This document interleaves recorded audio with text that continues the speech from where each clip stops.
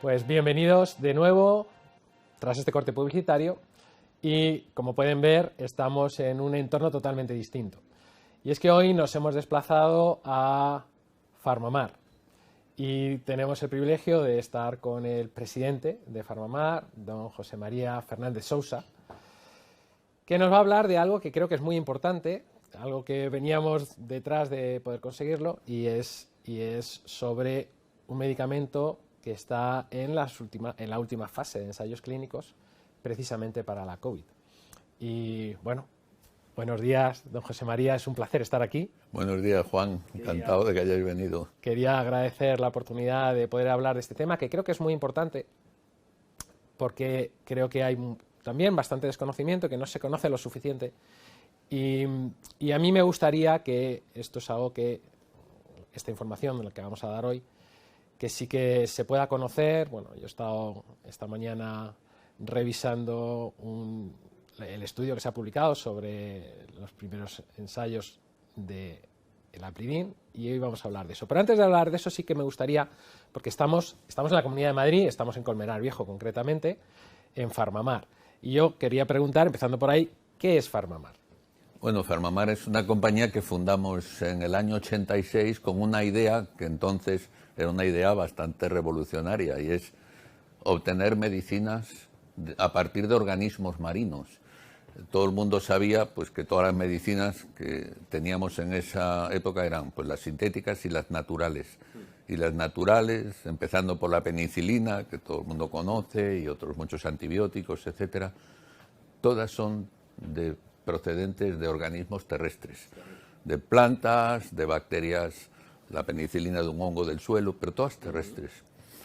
Nosotros pensamos que no había ninguna razón por la cual en los organismos marinos no pudiéramos encontrar también medicinas, pero entrañaba algunas dificultades, como es organizar expediciones de buceo para recolectar esas muestras. Solo hay una hora, o en aquel momento solo había una hora de posibilidades de recolectarlas.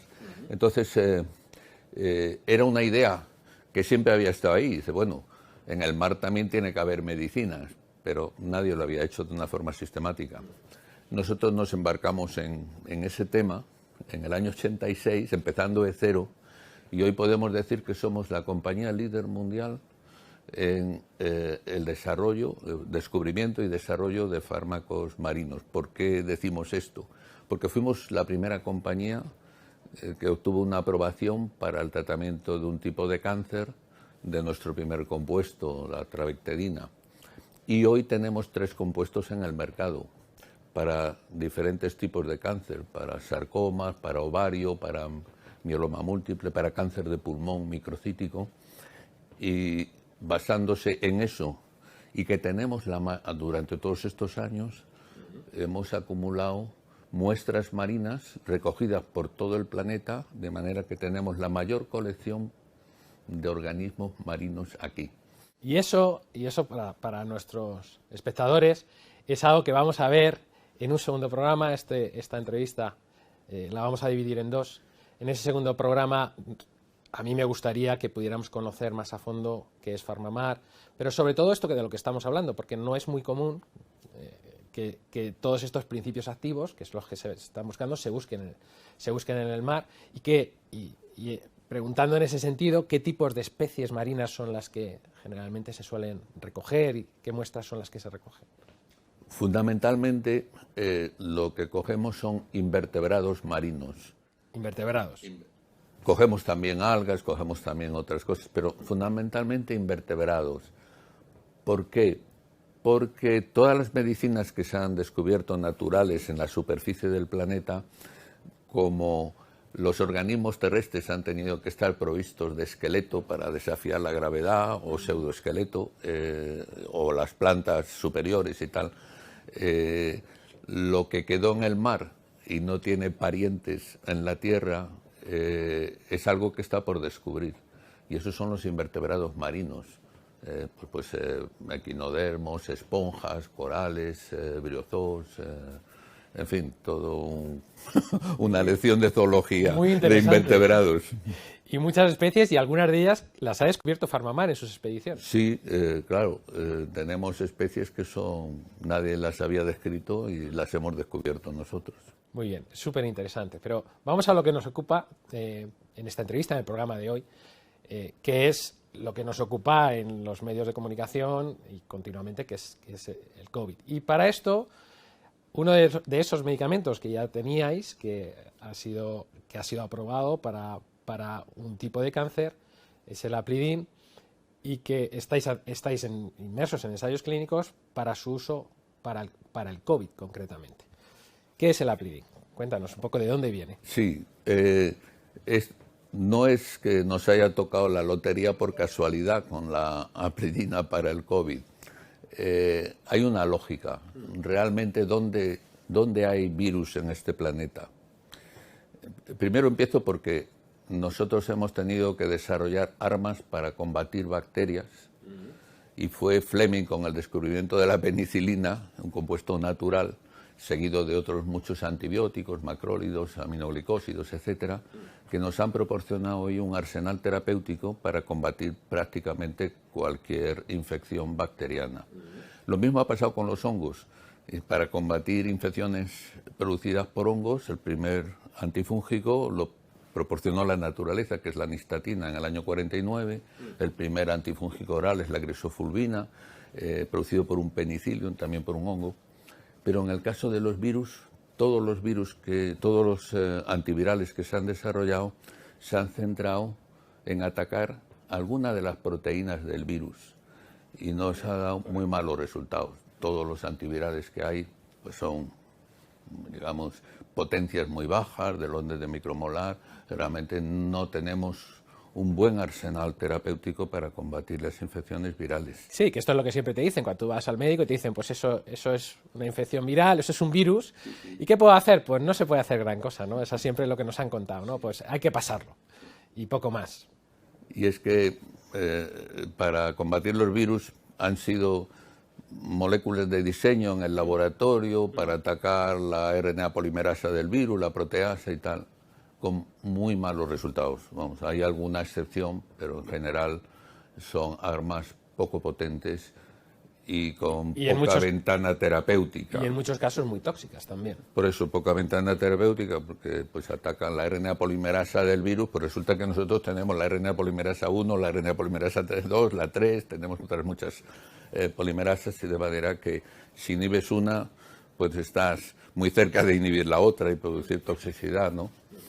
Entonces, realmente es que la naturaleza no nos ha guiado hasta ahora para combatir bien los virus. Y porque realmente donde están los virus en nuestro planeta es en el mar. Aquí, en la superficie, los virus tienen muy poca viabilidad en el suelo, en el aire y tal. Realmente los virus que tenemos en la superficie son virus que infectan a animales, a plantas o a bacterias y tal. De manera que, comparado con lo que hay en el mar, aquí la Tierra no tiene, digamos, muchos virus. En cambio, en el mar, es sorprendente la cantidad que hay. Es una solución salina y ahí es perfectamente viable el virus. Es el entorno óptimo. Y para que te hagas una idea, en 1 mililitro de agua del mar tienes 10 millones de virus. Quiere decir que todos los organismos que viven en el mar están rodeados de millones y millones de virus. Con lo cual es fácil pensar que si alguno de ellos ha podido desarrollar un antiviral, ha tenido una ventaja evolutiva. También un poco para que sepamos la problemática que tienen los virus en el mar, porque entonces estamos hablando, digamos, de medicina, de farmacia y tal, pero si nos vamos a un problema grave que tiene nuestro planeta, que es la alimentación, y que la sobrepesca ha llevado a que se empiecen a hacer granjas de acuicultura.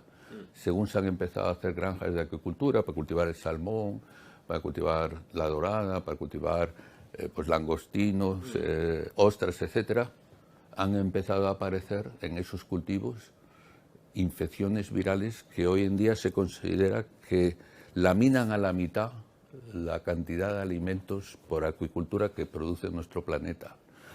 Solamente, por ejemplo, en cultivos de langostinos tienes un virus que es el white spot, porque produce unas manchas blancas que causa pérdidas billonarias todos los años. Eso es un poco para ilustrar cómo el mar está lleno de virus y es el mar donde deberíamos buscar un antiviral, porque cualquier organismo que haya desarrollado un antiviral tiene una ventaja evolutiva. Por lo tanto, no es ninguna sorpresa que nosotros, cuando apareció el COVID, buscamos en nuestros compuestos, sabíamos que uno que lo habíamos desarrollado como antitumoral tenía propiedades antivirales, pero no las habíamos cuantificado. Bueno, al llegar el COVID lo hicimos y es el más potente jamás descrito como antiviral. La plitidepsina o aplidina tiene potencia nanomolar. Como antiviral, cualquier antiviral. Como cualquier antiviral. De hecho, todos los grupos que lo han testado con otros antivirales, el más potente con diferencia es la plitidepsina. Un grupo americano de Chris White, Nevan Krogan y el doctor García Sastre lo testaron contra 50 otros compuestos antivirales. Comparado con otros 50. Con otros 50. Todos los no sé cuánto vir estaban allí. Y la cloroquina, y todos los que se consideraban que tenían, digamos, actividad antiviral estaban allí. Y el más potente, la plitidepsina. El grupo muy bueno que está en Cataluña, el del doctor Clotet, lo mismo. Lo ensayaron, eligieron los 80 mejores antivirales que ellos consideraban y también pusieron la plitidepsina y ganó la plitidepsina por goleada. El Instituto todos ellos. A todos ellos. El Instituto Pasteur, lo mismo. Un grupo de la Universidad de Taipei, lo mismo. Un grupo griego, lo mismo. O sea, todos los que han tenido la oportunidad de comparar plitidepsina como antiviral contra el COVID-19 y todos los que disponían, ha ganado siempre, siempre, siempre. Eso no es casualidad.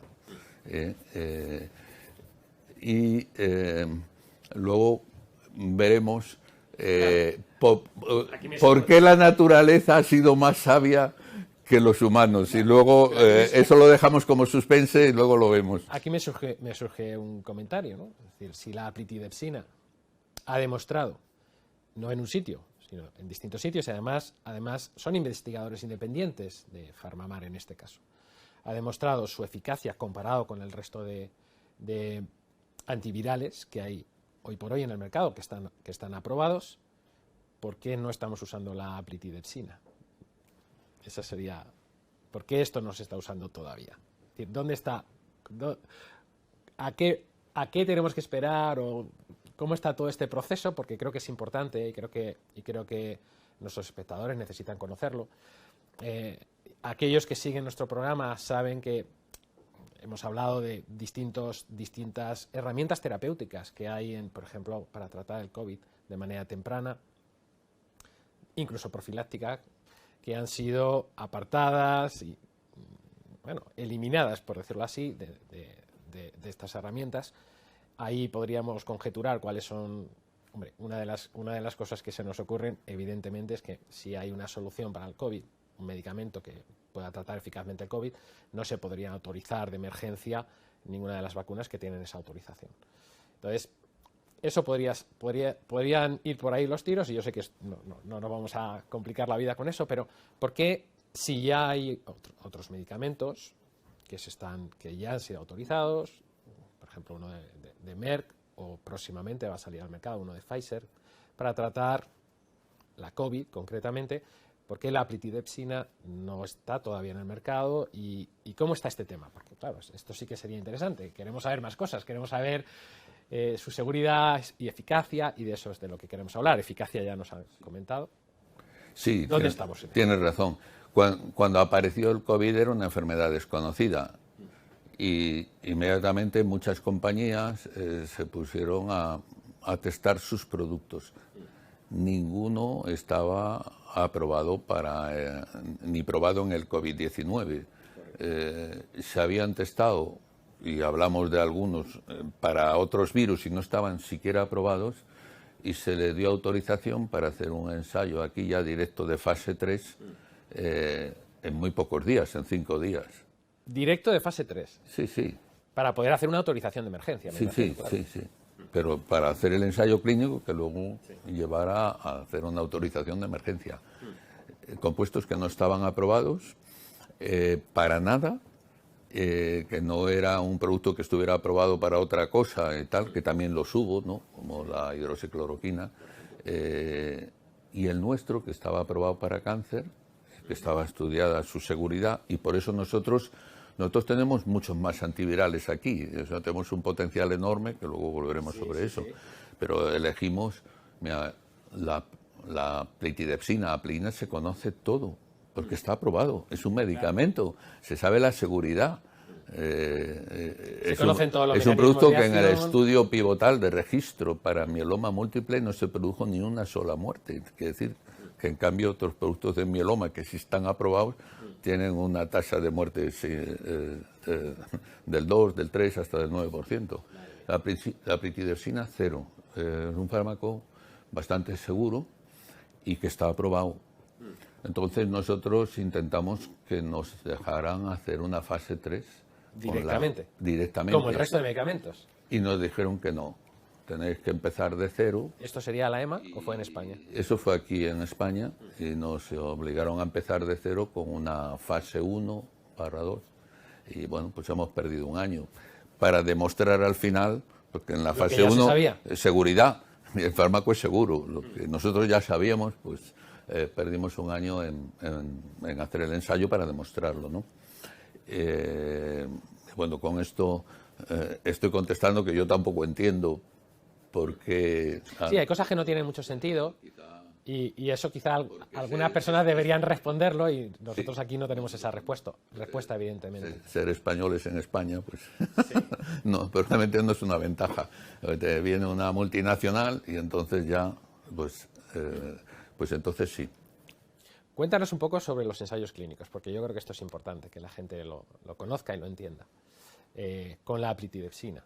Es decir, que es, en su momento cuando hablamos de ello, a mí me sorprendió mucho exactamente los mecanismos de acción y cuál es el resultado en pacientes que llegan con esa tormenta de citoquinas, con esos marcadores inflamatorios muy elevados. ¿Qué es lo que habéis observado al utilizar la plitidepsina? Bueno, el estudio este que hicimos, que era un estudio de fase 1, fase 2, un estudio de seguridad, también pudimos ver actividad. Y una cosa que llamó mucho la atención a los médicos que participaron en el estudio es lo rápido que la plitidepsina resolvía las neumonías bilaterales. Las temibles neumonías bilaterales, que al final acaba la gente en esos ventiladores. Tenemos muchas placas de pacientes que tenían una neumonía y que en 6, 7, 8 días había desaparecido. Completamente, sin tener. Completamente. Eso fue muy llamativo. De ventilación artificial, ¿no? Y luego que los pacientes con enfermedad moderada, tratados con la dosis más alta que nos permitieron,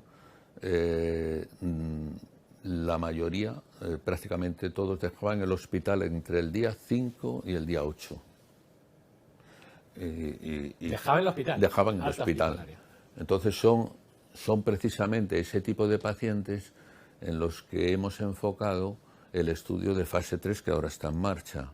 Vale. O sea que este medicamento, cuando se termine de aprobar, porque estamos ahora ya hacia el final, y ahora podemos hablar un poco más de esto, estará disponible en los hospitales para enfermos moderados, ¿no? O sea que no sería... Sí, la aprobación tendría probablemente que ser en función de los resultados del ensayo clínico. Sí. Y si no sale bien, pues los enfermos moderados son los pacientes tratados. No quisimos, también funciona muy bien en los pacientes leves, sí, pero no quisimos meter los pacientes leves en el estudio porque ahí otros productos menos activos pues también dan algún resultado y en cambio en moderados no tenemos comparador, con lo cual preferimos Bueno, restringir. Me consta que algunos de esos productos que en leves dan algo de resultado, el resultado es bastante pésimo, pero bueno. Pues, sí, pero no entonces se hablaba mucho y nosotros en un estudio de esto tienes que batir al comparador. Y dice, bueno, pues los batimos muy claramente con los pacientes que tienen una situación peor, que son los moderados. Eso no quita que no funcionen los pacientes leves. Lógicamente, si funcionan los moderados, en los leves va a funcionar también, ¿no? Muy bien.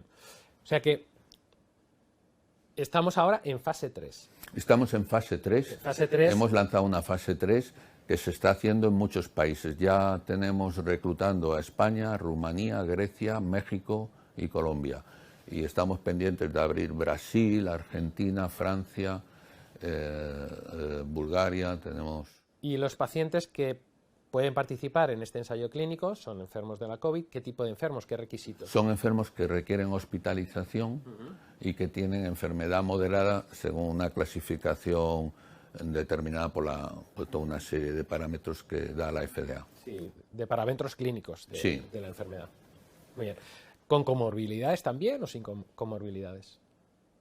Puede también, sí, según qué comorbilidades. Esto lo pregunto porque leyendo, obesos, diabéticos, tal, sí. Porque leyendo precisamente de la fase 1 y fase 2, lo que habéis publicado, el preprint del estudio, sí que los resultados a mí me han parecido bastante espectaculares. Sí. En esos enfermos, creo que eran 46, si no recuerdo mal, sí, con los que se trataron, y que prácticamente más de la mitad de ellos tenían comorbilidades y, sí, y algunas veces dos o más. Sí. Dos o más, ¿no?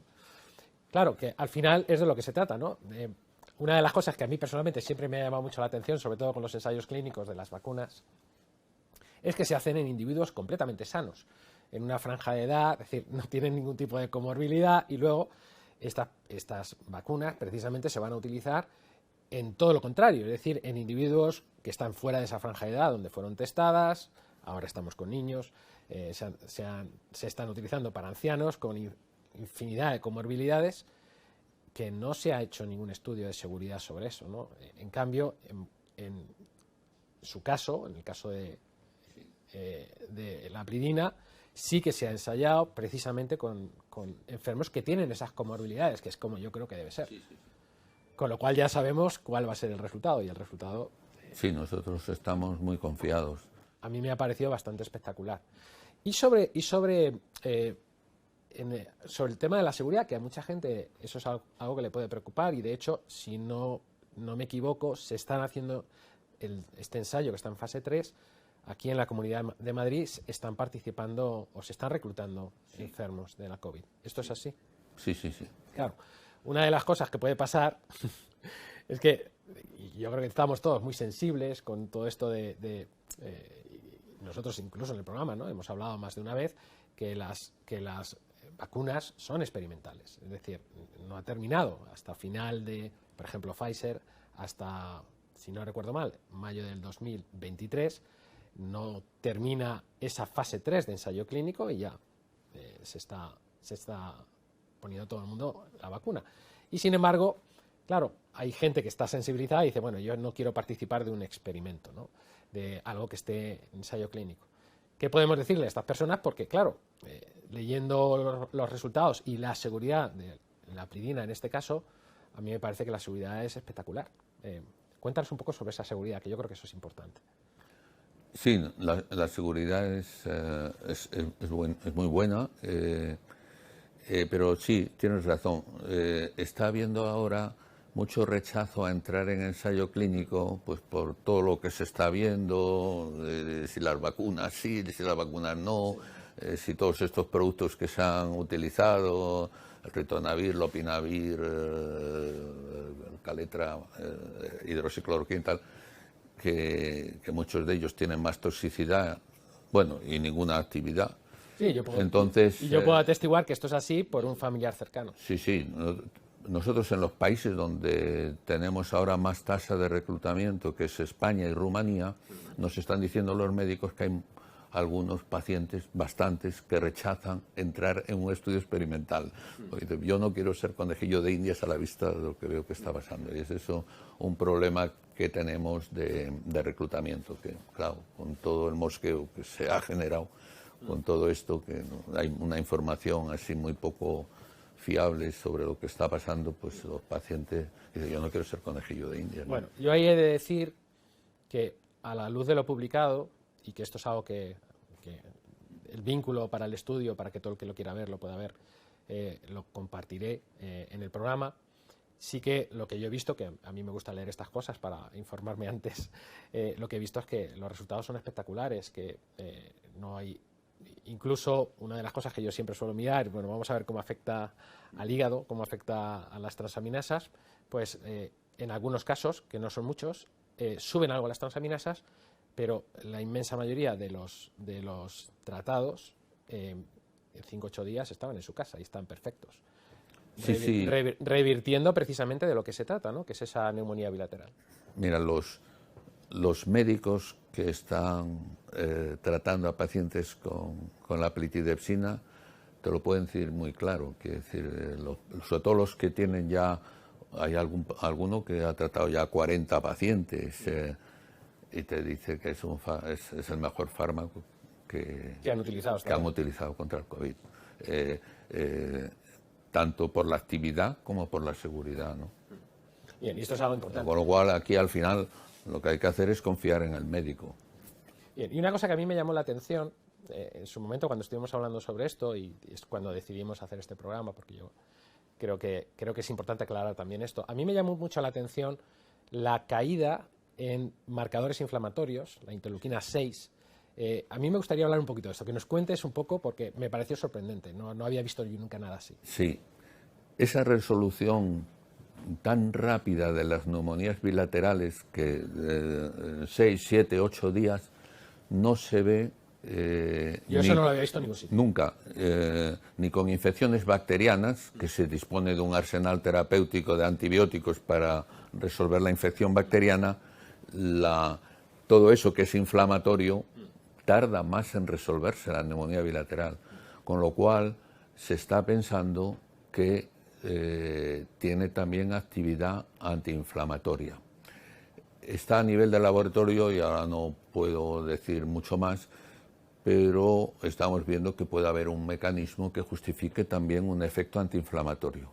Y la realidad es que hay un marcador de inflamación, que es la proteína C reactiva, la PCR, sí, que baja de forma dramática desde la primera inyección de plitidepsina, acorde con la resolución de las neumonías bilaterales y también una elevación de los linfocitos. Sí.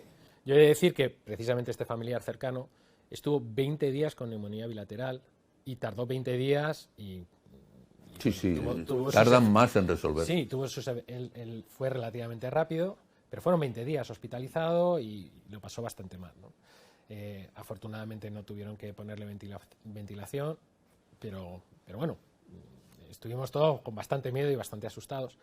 Y el hecho de que en 5 o 8 días se reduzcan esos marcadores inflamatorios, a mí me parece sorprendente. Eso es único. Eso no lo había visto nunca. Entonces, para mí, cuando yo vi eso es algo que me llamó mucho la atención. Ya no solamente por el hecho de que, y quizá podemos hablar un poco del mecanismo, sí, cómo actúa la apridina en el virus, concretamente, porque eso también me parece muy interesante, pero creo que es importante entender, y que sobre todo nuestros espectadores entiendan, que cuando tú eres capaz de reducir la inflamación, esos procesos inflamatorios que desencadenan esas tormentas de citoquinas es lo que al final te acaba matando, ¿no? La mayoría de la gente no entiende que no es el virus el que te está matando, sino lo que te está matando es tu propio sistema inmunológico. Y disponer de algo que tenga esa capacidad, a esa velocidad de reducir esos marcadores inflamatorios es un seguro de vida. Y no hay muchas cosas, yo desde luego no las conozco, que tengan esa capacidad a esa velocidad. Incluido algo de lo que yo soy fan número 1, y la gente que me conoce lo sabe, que son esas megadosis de vitamina C. La megadosis de vitamina C en enfermos que ya están moderados tirando a graves no tiene ese efecto, ya no tiene ese impacto. Entonces, que haya algo que tenga este impacto a mí me parece sorprendente. Incluso estamos averiguando cuál puede ser el mecanismo. Todavía no lo hemos publicado, pero estamos en ello porque tiene que haber una justificación. Claro. La bajada de la proteína T reactiva te lo está diciendo. Aquí hay un efecto antiinflamatorio, ¿no? Pues eso es fascinante. ¿Cómo actúa concretamente en el virus? Pues, volviendo a cómo lo dejamos, ¿qué nos está enseñando la naturaleza? Con el ejemplo este de la aplidina, que realmente es muy buena idea atacar a los virus no inhibiendo las proteínas del virus, sino las proteínas de nuestras células que parasita el virus para copiarse. El virus es una partícula muy simple, necesita parasitar de nuestras células, buscar allí la fotocopiadora para copiarse n veces, ¿no? Y una célula sin infectar por el virus, ves que hay una diferencia fundamental con una célula infectada por este virus, por el COVID-19.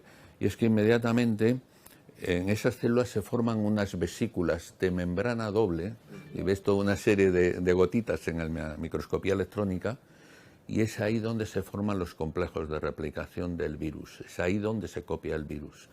Entonces, con micrografías electrónicas se ha visto que una célula sin virus no tiene esas gotitas, esas vesículas de membrana doble, las DMVs, Double Membrane Vesicles. Cuando está en presencia del virus las tiene, y en presencia de plitidesina no se forman. O sea que este es el mecanismo. No se forman. No se puede replicar. No se puede replicar. No puede tirar de ese mecanismo que tenemos en la célula para fabricar en este caso me imagino que sería la proteína N, la nucleocápside, ¿no? Todo el virus. Todo el virus. Todo el virus se forma en esas vesículas de membrana doble. Allí se empieza a formar, y dentro de ellas se forman muchos virus que luego son excretados. Pues es que no le da tiempo a formarse esas vesículas, que son el sitio, son las fábricas donde se copia el virus. Bueno, yo estoy, para mí hay dos cosas aquí, que yo sé que esto no es, a lo mejor no es lo apropiado, pero yo lo voy a decir, porque para mí es evidente, ¿no? Aquí estaríamos ante un fármaco que actuaría primero como antiviral, pero no solamente como antiviral, sino que puede paralizar o puede revertir todos esos procesos que desencadenan en nuestro cuerpo, que al final es lo que nos acaba llevando a una situación de gravedad, incluso de muerte, ¿no? Y yo creo que esto, ahí hay mucho que explorar y mucho de lo que hablar, y que podremos hablar en esa segunda parte.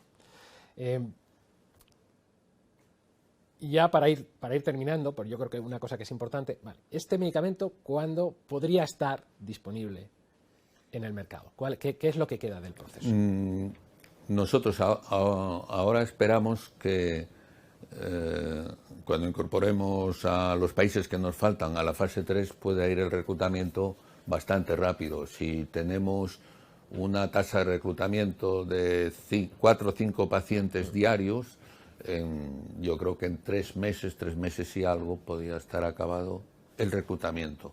Luego hay que esperar para analizar los datos, y si los datos son buenos, presentar un dossier de registro, y ya lo que le lleve al regulador a aprobarlo o no aprobarlo, pero vamos, bueno, si esperamos que los resultados sean positivos. Esperemos que tengamos aprobación. Hombre, esperemos que no lo necesitemos, eso sería lo ideal, pero visto lo visto, me parece que tenemos virus para rato. Tenemos virus y pandemia para rato, y sería maravilloso poder contar con una herramienta con una toxicidad bajísima, con una eficacia como no se ha visto nunca antes. Y ya sin más, vamos a despedir el programa, y además lo vamos a despedir desde aquí. Yo quiero agradecer a don José María, a todo el equipo aquí en Farmamar, que en el próximo programa veremos más en detalle lo que se cuece aquí, qué es lo que se está haciendo, porque yo creo que es interesantísimo, que creo que es importante que la gente lo conozca. Y muchísimas gracias a nuestros espectadores por compartir un programa más con nosotros. Desde aquí mismo lo vamos a despedir, y cuidemos nuestro sistema inmunológico. Yo siempre digo lo mismo, sobre todo este otoño-invierno, ahora que estamos en época de gripes y de infecciones. Y con eso les dejo a ustedes, vivamos con salud. Un placer.